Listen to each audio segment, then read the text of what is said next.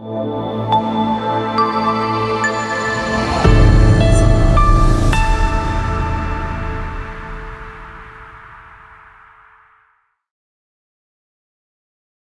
Everyone, this is शेखा फीफा। तो अभी हम लोग जो है बातचीत करेंगे डॉक्टर प्रशांत जेरिथ से, जो कि one of the world renowned doctor में से हैं। अच्छा, मुझे ये बताना है आप लोगों को कि ये जो हैं फाउंडर हैं जेरिथ क्लिनिक के। तो जेरिथ क्लिनिक जो है, इनकी जो है ब्रांचेस ऑल अराउंड इंडिया और दुबई में है। अराउंड 1200 ब्रांचेस हैं, इजंट इट? और हम लोग जो है इस टॉपिक में बात करेंगे which is immunotherapy in allergy. Thank you so much, ma'am. Thank you so much, ma'am, for the grand introduction. So doctor Prashant से जो है अभी हमारे पास बहुत सारे क्वेश्चंस हैं और आप सब लोग हमारे साथ जुड़े रहिए। सो पहला क्वेश्चन ये है कि इम्यूनोथेरेपी, ये मुझे एक नया वर्ड लग रहा है, तो आप प्लीज़ हमें, हमारे व्यूवर्स को बताएं कि इम्यूनोथेरेपी क्या होती है। मैम, इम्यूनोथेरेपी या एलर्जी के शॉर्ट्स एक ऐसी मेडिसिन है जो हम एलर्जी में यूज़ करते हैं, जिससे बॉडी ग्रेजुअली डिसेंसिटाइजेशन हो जाती है बॉडी की एलर्जेंस के अगेंस्ट। और फिर जब एलर्जेंस को एक्सपोज होती है या पोलेंस को एक्सपोज होती है बॉडी, तो उसको रिएक्ट नहीं करती। तो ये कई तरह की होती है, मतलब सबलिंगुअल होती है, सबक्यूटेनियस होती है। 2-3 तरह की इम्यूनोथेरेपी होती है, जिस तरह की इम्यूनोथेरेपी के हम बॉडी को डिसेंसिटाइज कर सकते हैं, स्पेशली इन एलर्जी। अच्छा, ये बताएं कि इम्यूनोथेरेपी जो है ये कैसे काम करती है। मैम, इम्यूनोथेरेपी बिल्कुल वैसे काम करती है जैसे कि जहर काम करता है, ठीक है। जैसे अगर हम स्मॉल डोसेज ऑफ जहर पेशेंट को देना शुरू करें, सपोज कुछ वीनम की, ठीक है, सपोज वीनम की, तो इवेंचुअली पेशेंट उसको डिसेंसिटाइज होने लग जाता है। पूरी तरह से तो कभी नहीं होता, लेकिन हाँ, थोड़ी बहुत डोसेज में हो जाता है। इसी तरह से इम्यूनोथेरेपी एक तरह की दवाई है जिसमें basically gradual small dosage of allergen patient को दिया जाता है, पहले कम कंसंट्रेशन में, फिर उससे ज़्यादा में, फिर उससे ज़्यादा में। और जब पेशेंट एक्चुअली में एक्सपोज होता है उस एलर्जन को, तो उसको उस तरह का रिएक्शन नहीं होता। ये इम्यूनोथेरेपी में जो एलर्जन दिया जा सकता है वो फूड एलर्जन भी हो सकते हैं, फिर पेड़ पौधों के पोलन्स वगैरह भी हो सकते हैं। वो डिपेंड करता है कि आपकी रिपोर्ट में किस तरह की एलर्जी आती है, उस तरह की इम्यूनोथेरेपी, उस तरह का पोलन आपको दिया जा सकता है, ताकि आपकी बॉडी डिसेंसिटाइज हो जाए उसको। इसमें बेसिकली अगर मैं आपको डिटेल में बताऊं तो बेसिकली इसमें मेमोरी टी सेल हमारे शरीर में एक तरह के पर्टिकुलर तरह के WBCs होते हैं, जिससे कि हमारी इम्यूनिटी बढ़ती है। तो उनको एक बार हम जब उस एलर्जन से एक्सपोज कर देते हैं, तो बाद में जब वो दोबारा होते हैं तो उस तरह का रिएक्शन नहीं कॉज होता। अच्छा, ये बताएं कि कितनी तरह की जो है इम्यूनोथेरेपी होती है। मैम, इम्यूनोथेरेपी बेसिकली 2 तरह की होती है। इसमें एक तो सबक्यूटेनियस इम्यूनोथेरेपी होती है, जो स्किन के अंदर इंजेक्शन दिया जाता है सबक्यूटिस में, और दूसरी इम्यूनोथेरेपी होती है सबलिंगुअल। सबलिंगुअल इम्यूनोथेरेपी होती है जो जीभ के नीचे रख के दी जाती है, उसे ओरल इम्यूनोथेरेपी भी कहते हैं। ये बताएं कि सबक्यूटेनियस इम्यूनोथेरेपी क्या होती है। मैम, सबक्यूटेनियस इम्यूनोथेरेपी एक फॉर्म ऑफ इम्यूनोथेरेपी है जो स्किन के अंदर दी जाती है। इसमें बेसिकली पेशेंट को जो एलर्जन होता है उसके इंजेक्शन दिए जाते हैं, जो ग्रेजुएटेड डोजेज में होते हैं। पहले उसे 1:, कई बार 5000 से, कई बार 1:500 से शुरू किया जाता है, फिर धीरे धीरे करके उनकी कंसनट्रेशन 1:10, 1:50 तक लेके जाई जाती है। तो ये बेसिकली दी जाती है स्किन के अंदर, तभी इसे सबक्यूटेनियस इम्यूनोथेरेपी कहते हैं। और इसका इंजेक्शन तकरीबन हफ्ते में 1 बार या हफ्ते में 2 बार लेना पड़ता है, हफ्ते में पेशेंट को देना पड़ता है। लेकिन टोटली ये फिजिशियन की केयर में या हमेशा एलर्जी स्पेशलिस्ट की केयर में होना चाहिए, ये खुद से घर पे नहीं लिया जा सकता।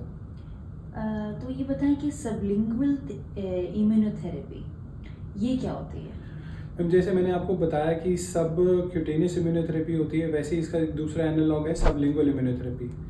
जो सबलिंगुअल इम्यूनोथेरेपी है, उसे पेशेंट खुद ओरल इम्यूनोथेरेपी से कई तरह के एलर्जेंस की बनाया जाता है, और ये इसे जीभ के नीचे डाला जाता है। पेशेंट ड्रॉप्स लेता है इसके सबलिंगुअल इम्यूनोथेरेपी के। ये स्पेसिफिकली अवेलेबल होती है कुछ पोलन्स के लिए, कुछ स्पेसिफिक पोलन्स के लिए, कुछ फूड एलर्जेंस के लिए।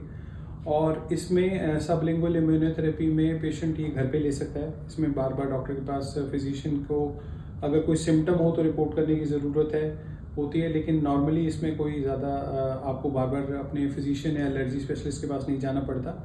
लेकिन हाँ डेफिनेटली ये भी अगेन एलर्जी स्पेशलिस्ट की मॉनिटरिंग में ही लेनी पड़ती है। बट इसमें ये एडवांटेज है ओवर सबक्यूटेनियस इम्यूनोथेरेपी कि आप ये घर पे ले सकते हैं। इम्यूनोथेरेपी के क्या फ़ायदे हैं? मैम इम्यूनोथेरेपी का जैसे मैंने आपको बताया कि जो मेन फ़ायदा है वो है डिसेंसिटाइजेशन बॉडी की। जैसे सपोज़ आपको किसी डस्ट से एलर्जी है, आपको अपने पेट से एलर्जी है, या आपको किसी पोलन से सीजनल एलर्जी है, तो उन सब के लिए आपको इम्यूनोथेरेपी देने के बाद डिसेंसिटाइज किया जाता है। और जब आपकी पूरी बॉडी डिसेंसिटाइज हो जाती है इम्यूनोथेरेपी लेने के बाद, तो जब आप उस पर्टिकुलर पोलन को एक्सपोज होते हैं, तो एक्सपोज होने के बाद भी आपकी बॉडी उस तरह से नहीं रिएक्ट करती जैसे वो पहले करती थी। तो इससे वो सिम्टम्स और जो भी प्रॉब्लम्स आती हैं, आपको डिजीज़ होती है, वो कम हो जाती है आपको डिसेंसिटाइजेशन के बाद। इम्यूनोथेरेपी से कौन फ़ायदा उठा सकता है? मैम इम्यूनोथेरेपी हर एज में दी जा सकती है, बच्चों में दी जा सकती है, बूढ़ों में दी जा सकती है, किसी भी एज में दी जा सकती है। इम्यूनोथेरेपी से सबसे ज़्यादा फ़ायदा वो लोग उठा सकते हैं जिनको पोलन्स और सीजनल एलर्जीज़ होती हैं। उसमें पेशेंट को पोलन्स और सीजनल एलर्जी के एलर्जेंस की जो इम्यूनोथेरेपी मिलती है, उसके बाद वो डिसेंसिटाइजेशन हो जाती है। और हर तरह के पेशेंट इससे फ़ायदा उठा सकते हैं। इसमें कोई भी ऐसी स्पेसिफिक एज नहीं है जिसमें इम्यूनोथेरेपी दी नहीं जा सकती। इन्फेंट्स के बाद 1 ईयर के बाद ऑलमोस्ट हमारे एज में इम्यूनोथेरेपी दे सकते हैं, और हर तरह के पेशेंट को इम्यूनोथेरेपी दी जा सकती है। इम्यूनोथेरेपी का जो असर है वो कितने टाइम तक रहता है? मैम इम्यूनोथेरेपी का असर अगेन इसमें बहुत ही वेरिएबल है। ये पेशेंट्स में बहुत वेरी करता है एज टू एज। ये तकरीबन कई पेशेंट्स में तो पूरी उम्र तक रहता है, सारी उम्र रहता है। नहीं तो नॉर्मली इसमें कहा जाता है कि हर साल, जैसे मुझे सीजनल एलर्जीज़ है तो उससे पहले मुझे इम्यूनोथेरेपी शॉट्स लेने से पूरा सीज़न मेरा अच्छा निकल जाता है। तो it is very variable this answer कि इसमें कितने साल तक रहता है। ये किसी किसी पेशेंट में पूरा साल भी इसका असर रहता है, और कुछ पेशेंट्स को रेगुलरली हर साल भी इम्यूनोथेरेपी देनी पड़ती है। That depends upon the immunity of the patient, कि पेशेंट की इम्यूनोथेरेपी से इम्यूनिटी कितनी जल्दी रिकवर कर जाती है एलर्जीज़ के अगेंस्ट। इम्यूनोथेरेपी के कोई साइड इफ़ेक्ट्स अगर हैं तो आप प्लीज़ बताएं कि क्या? मैम इम्यूनोथेरेपी के बहुत सारे इफ़ेक्ट्स भी हैं, उसके साइड इफ़ेक्ट्स भी हैं। अब सबक्यूटेनियस इम्यूनोथेरेपी की अगर बात करें तो उसमें एक रिएक्शन होता है एनाफाइलैक्सिस। एनाफाइलैक्सिस एक रिएक्शन होता है जिसमें इम्यूनोथेरेपी इमीडिएटली बॉडी में रिएक्शन कॉज कर देती है, जिसमें कि बहुत ही रेयर केसेस में पेशेंट की डेथ भी हो जाती है। But that is a very rare side effect, that is in very less reported. फिर एनाफाइलैक्सिस के अलावा सब लिंगुअल इम्यूनोथेरेपी में लोकल जगह पे खारिश होना, कई बार दाने हो जाना, और पेशेंट को टेस्टलेसनेस हो जाना, ये कॉमन सिम्टम्स हैं सब लिंगुअल इम्यूनोथेरेपी के। तो इन दोनों थेरेपीज़ के अपने अपने साइड इफ़ेक्ट्स भी हैं, but the side effects are rare in both kinds of immunotherapy. Immunotherapy कब शुरू करनी चाहिए? मैम इम्यूनोथेरेपी जैसे मैंने आपको बताया कि इम्यूनोथेरेपी शुरू करने का कोई टाइम नहीं होता, कि किसी भी एज में इम्यूनोथेरेपी शुरू हो सकती है। बट अगेन वो डिपेंड करता है कि आपको किस तरह की एलर्जी है।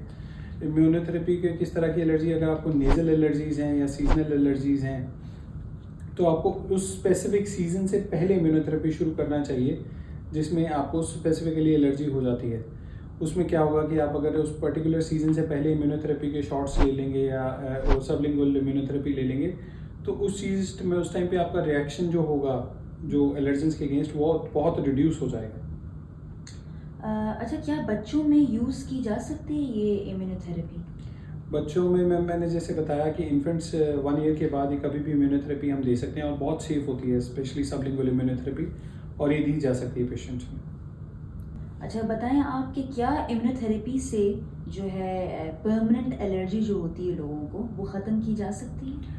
Ma'am immunotherapy is one of the very few things जिससे लोगों की इम्यूनोथेरेपी जो वो है एलर्जी है वो परमानेंट ख़त्म की जा सकती है। बिकॉज हमने जो देखा है कि अभी भी लोग Allegra, cetirizine, on the counter जितनी भी मेडिकेशंस होती हैं डॉक्टर जो प्रिस्क्राइब करते हैं, हम ये काफ़ी तब तक असर करती हैं जब तक हम दवाई खाते हैं। जब हम दवाई छोड़ते हैं एलर्जी में तो दोबारा हो जाती है, जैसे छींकों की प्रॉब्लम, स्किन का एक्जिमा, स्किन में अर्टिकेरिया। तो immunotherapy one of the very few modalities हैं एलर्जीज़ की, जिसमें कि जो पेशेंट ट्रीटमेंट लेता है उसमें ये परमानेंट ख़त्म हो जाती है।